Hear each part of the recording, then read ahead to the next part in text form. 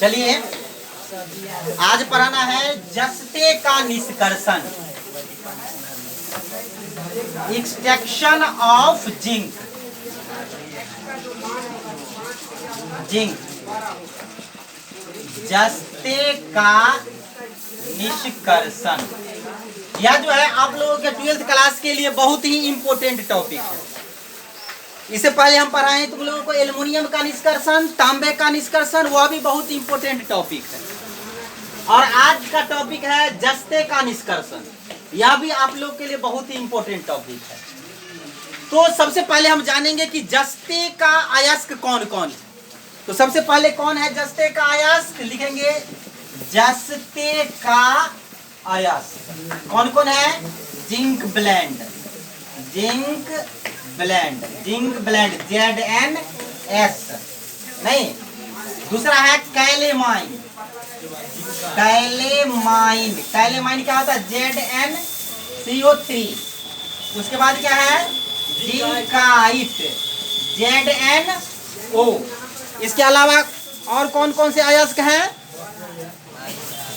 है और अयस्क बताते। विलेमाइट, विलेमाइट यह भी जिंक का अयस्क है ZN2SiO4। उसके बाद है फ्रैंकलिनाइट, ये पहला है, पहला दूसरा तीसरा चौथा पंचमा। फ्रैंकलिनाइट, फ्रैंकलिनाइट का होता है ZnO(Fe2O3)। तो ये आपका जिंक का अयस्क है। Zinc blende, calamine, zincite, willemite, franklinite. इसमें से सबसे महत्वपूर्ण अयस्क, इसमें से सबसे महत्वपूर्ण अयस्क जो है वह जिंक ब्लेंड है। इसमें इसका निष्कर्षण आसानी से हो जाता है और इसमें जिंक की मात्रा भी अधिक होती है, समझे। तो जस्ते का निष्कर्षण जो होता है वह करीब 4 चरण में होता है। जिस प्रकार एल्युमिनियम का निष्कर्षण 3-4 चरण में होता था, उसी प्रकार जस्ते का निष्कर्षण भी जो है वह 4 चरण में होगा।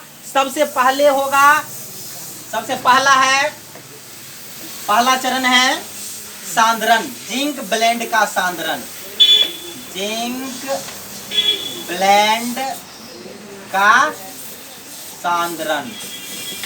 नंबर दूसरा है, सांद्रण के बाद है जारण, सांद्रित अयस्क का जारण, सांद्रित अयस्क का जारण।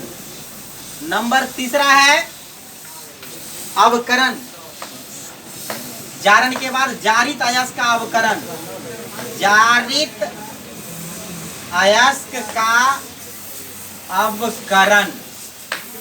और चौथा है जिंक का शुद्धिकरण या जस्ते का शुद्धिकरण, जिंक का शुद्धिकरण। ये 4 चरणों में जस्ते का निष्कर्षण किया जाता है। देखिए सबसे पहला टॉपिक क्या है, जिंक ब्लेंड का सांद्रण। तो कोई भी धातु प्राप्त करने के लिए सबसे पहले अयस्कों को क्या करते हैं, सांद्रण। सांद्रण का मतलब क्या होता है, अयस्कों में से उपस्थित अशुद्धियों को बाहर निकाल देना, नहीं।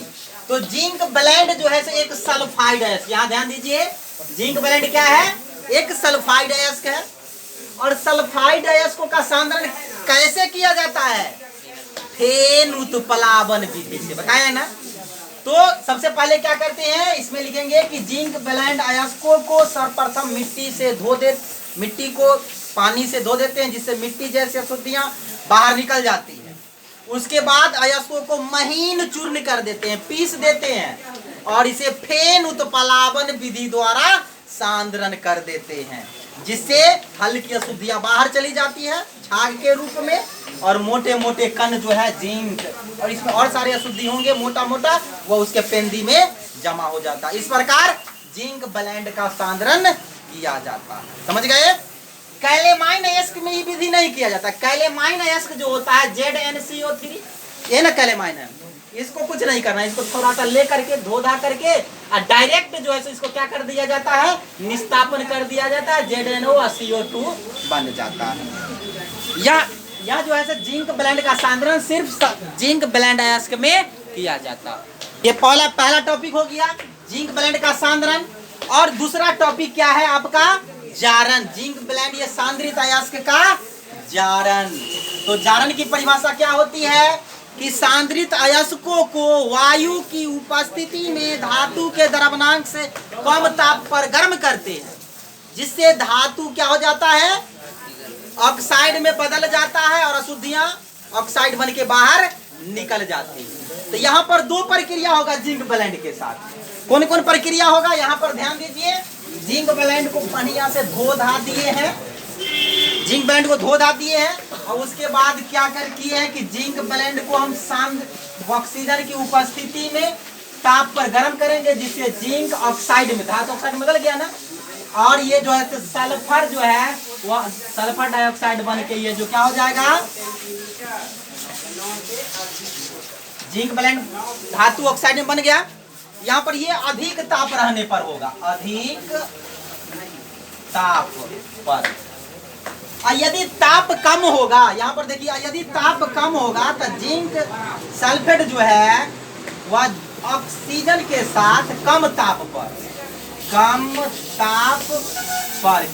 पर यह जिंक सल्फेट में बदल जाता है, समझे। और यह जो है से अस्थायी होता है, जिंक सल्फेट क्या होता है, अस्थायी होता है। और जिंक सल्फेट पुनः जो है वो बन जाएगा ZnO plus SO2 plus O। आई बात समझ में, चलिए ये आप उतार सकते हैं।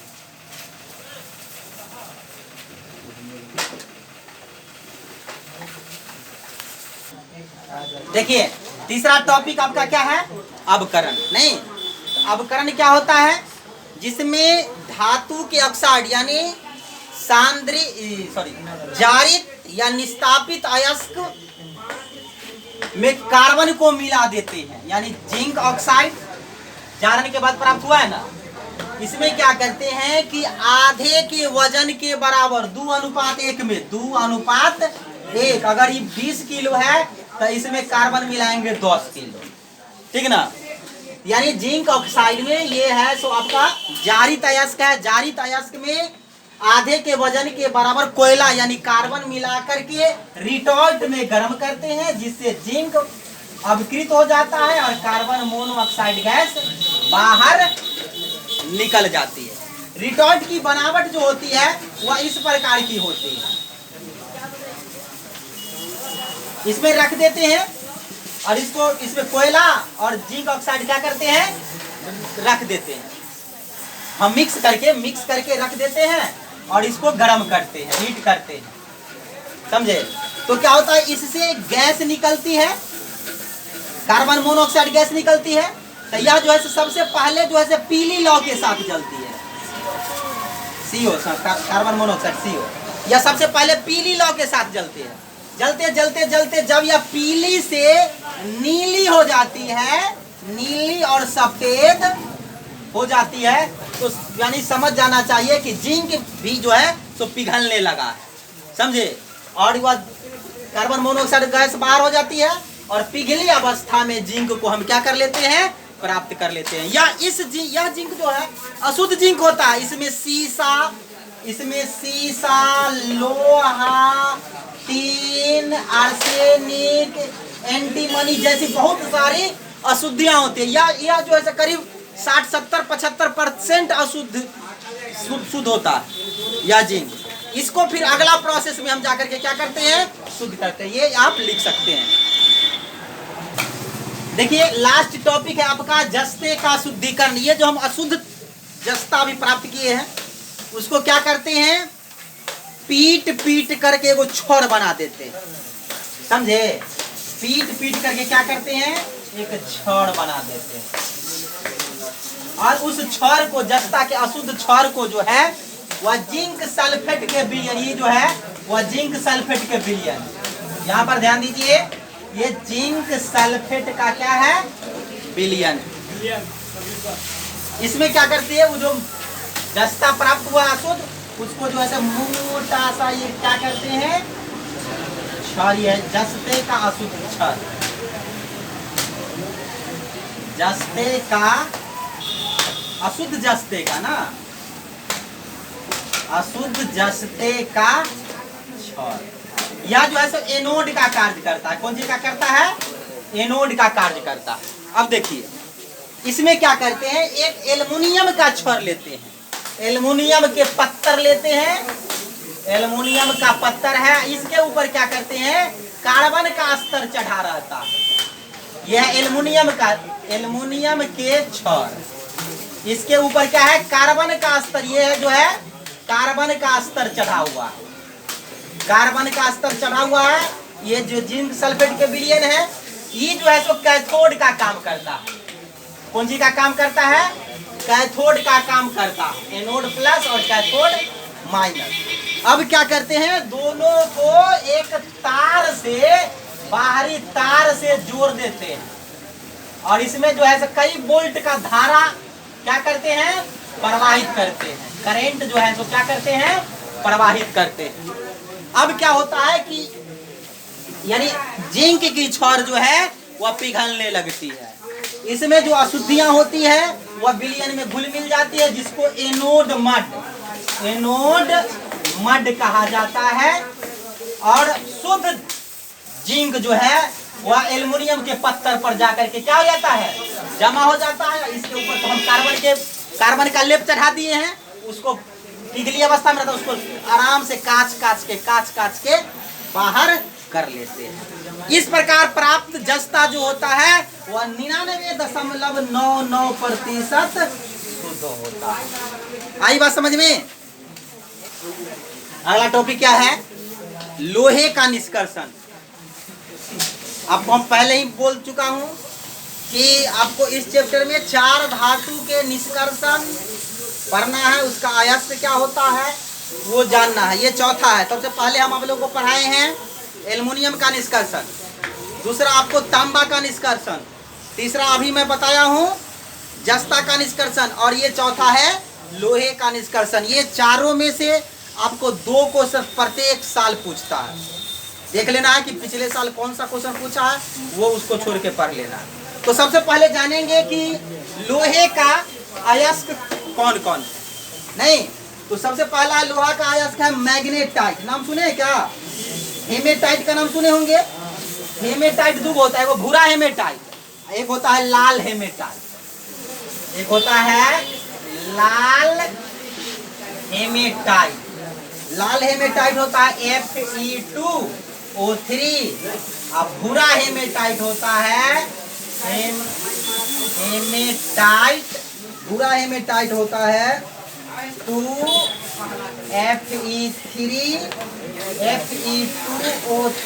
into 3H2O। दूसरा है मैग्नेटाइट, नहीं जी, तीसरा, ये पहला है, ये दूसरा, तीसरा मैग्नेटाइट। मैग्नेटाइट क्या होता है Fe3O4।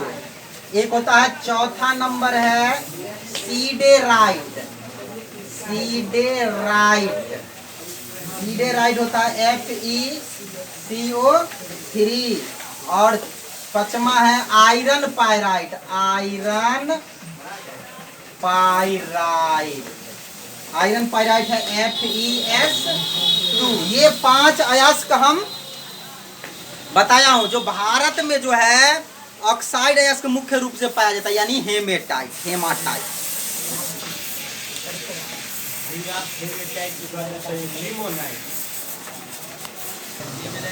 देखिए हलाने कीजिए, यानी ये अयस्क हम बताए तो लाल हेमेटाइट से जो है लोहे का निष्कर्षण होता है, Fe2O3 है, इसी से जो है सो लोहे का निष्कर्षण होता है। लोहे का निष्कर्षण मात्र 2 चरण में होता है। पहला चरण है जारण, इसको कहते हैं रोस्टिंग, और दूसरा चरण है, ये पहला चरण है, और दूसरा चरण है स्मेल्टिंग, प्रद्रावण, प्रद्रावण। स्मेल्टिंग। दो ही चरण में जो है इस अयस्क से जो है लोहा का निष्कर्षण हो जाता है। कैसे? इसमें यह एक शुद्ध किस्म का अयस्क है, इसको सांद्रण की आवश्यकता नहीं होती है। हाँ, शुद्ध अयस्क होता है और इसका सबसे प्रमुख अयस्क है, इसको सांद्रण की आवश्यकता नहीं होती है। अयस्क को लेकर के थोड़ा सा धो धा देते हैं और महीन चूर्ण करके उसको क्या करते हैं? जारण करते हैं। तो जारण से क्या होता है कि धातु ऑक्साइड में बदल जाता है और इसके नमी जो है वो ऑक्साइड बन के क्या हो जाएंगे? बाहर हो जाएंगे, समझे?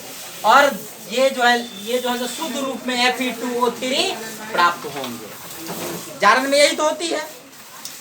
और प्रद्रावण में क्या होती है? स्मेल्टिंग। इसमें क्या होता है कि अयस्क को महीन चूर्ण कर दिया जाता है और इसमें दूसरा चरण में अयस्क को महीन चूर्ण किया जाता है और इसमें कोक यानी कार्बन और चूना पत्थर यानी कैल्शियम कार्बोनेट दोनों को क्या कर देते हैं? मिला देते हैं और एक अभिधमन भट्टी में ऊपर से रखते हैं। ये अभिधमन भट्टी कैसा होता है मैं बता, देखिए पहले समझ लीजिए। यह एक अभिधमन भट्टी है जिसमें प्रद्रावण की क्रिया होती है। तो ये अभिधमन भट्टी है, ब्लास्ट फर्नेस इसको कहा जाता है अंग्रेजी में। यह अभिधमन भट्टी जो होती है ऊपर से नीचे तक करीब 100 फीट होती है, 100 फीट लंबा होता है, समझे? और यह करीब यहाँ से यहाँ तक जो है से 24 फीट जो है वह चौड़ा होता है और इसका तापमान जो है से 2200 केल्विन होता है और ऊपर ज्यों-ज्यों जाएंगे तो उसकी तापमान घटता चला जाएगा, समझ रहे हैं ना? और यह जो है सो अभिधमन भट्टी जो है से एकदम इस्पात की बनी होती है, स्टील की बनी होती है और इसका भीतरी जो दीवार होता है वो अग्निशाई ईंटों की बनी होती है जिसके ऊपर हड्डी के राख का लेप चढ़ा हुआ रहता है जिससे से ज्यादा यह जो है सो तापमान सहन कर सकता है, समझ रहे हैं ना?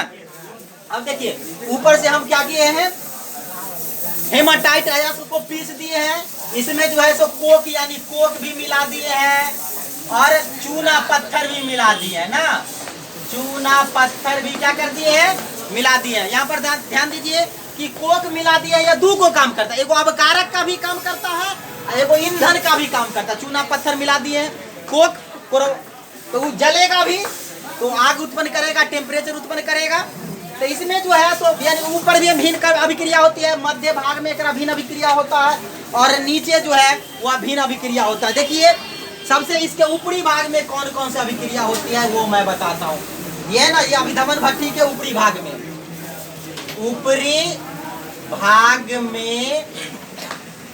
होने वाली क्रिया या अभिक्रिया यानी भट्टी है, इसके ऊपरी भाग में कौन कौन सी क्रिया होती है यहाँ पर ध्यान दीजिए। सबसे पहले जो है वह FeO जो है वह कार्बन मोनोऑक्साइड के साथ वह जो है बदल जाता है Fe में प्लस CO2। उसके बाद होता है 2Fe, ऐसे करते। सबसे पहले निचली भाग में टेम्परेचर ज्यादा है तो यहाँ पर निचली भाग में क्रिया होगी। पहले निचली भाग में होने वाली क्रिया,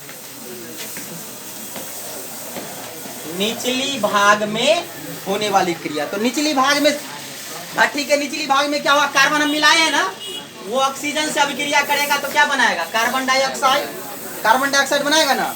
और कार्बन डाइऑक्साइड जो है वह फिर कार्बन के साथ अभिक्रिया करके कार्बन मोनोऑक्साइड गैस बनाएगा। ये इसके ऊपरी भाग में अभिक्रिया होता है और इसके बीच वाला भाग में यानी मध्य भाग में होने वाली क्रिया। तो मध्य भाग में क्रिया जो होता है यहाँ पर देखिए, इसमें हम CaCO3 भी डाले हैं, चूना पत्थर भी। अब ये गर्म होगा तो ये बनाएगा CaO प्लस CO2, ये कैल्शियम ऑक्साइड। इसमें जो है अशुद्ध बालू होगा ना, तो बालू से यह जो है अभिक्रिया करके बना लेगा CaSiO3, ये हो गया धातुमल। ये धातुमल जो है पिघला हुआ लोहा के ऊपर क्या है, तैरता रहता है, समझे। अब देखिए इसके ऊपरी भाग में होने वाली क्रिया, आप देखिए ऊपरी भाग में होने वाली क्रिया। तो होने वाले ऊपरी भाग में क्या है, यहाँ पर देखिए ये जो कार्बन मोनोऑक्साइड CO है वह क्या करता है, देखिए Fe2O3 या जो है कार्बन मोनोऑक्साइड के साथ अभिक्रिया करता है और बना लेता है 2Fe3O4 प्लस CO2। इसको कहते हैं फेरसोफेरिक ऑक्साइड। क्या कहते हैं, फेरसोफेरिक ऑक्साइड। Fe3O4 जो है कार्बन मोनोऑक्साइड के साथ अभिक्रिया करके बना लेता है Fe प्लस 4CO2। ये लोहा प्राप्त हो गया ना, लोहा प्राप्त हो गया ना। यही पिघला हुआ लोहा जो है यहाँ पर नीचे तैरता रहता है, जिसके ऊपर जो है ये धातुमल जो है वो तैरता है। ये है धातुमल CaSiO3 और ये है पिघला हुआ, समझे। अब देखिए लोहा के भी जो है कई किस्म होते हैं। अगर ये अशुद्धि रह गया लोहा में तो उस प्रकार के लोहा को कहा जाता है ढलवा लोहा, पिग आयरन कहते हैं, या कच्चा लोहा भी उसको कहते हैं, ठीक है ना। उसमें अशुद्धि होता है, जो पाइप वगैरह बनता है जिसमें बालू जैसी किच किच किच किच रहता है ना, वह जो है ढलवा लोहा होता है, जिसको बुंदा लोहा भी कहते हैं। नहीं, कल में होता है, पाइप में होती है। और एक होता है पिटवा लोहा। पिटवा लोहा वो उसमें अशुद्धि बहुत ही कम रहती है, उसको कितनों पीटोगे ना तो वह जो है टूटता नहीं, लेकिन ढलवा लोहा को पीटोगे हथौड़ा से तो वह टूट जाएगा, वह मुड़ता नहीं है। और एक होता है सबसे शुद्ध लोहा होता है इस्पात। वह सबसे शुद्ध लोहा होता है जो ज्यादा से ज्यादा वजन सहन कर सकता है। इससे बड़ा बड़ा पुल वगैरह जो है वह इस्पात से बनती है। ट्रेन की पटरी वगैरह जो होता है वह पिटवा लोहा से बनती है, समझे। यही लोहा का निष्कर्षण है, ये लिख लीजिए और ये बना लीजिए।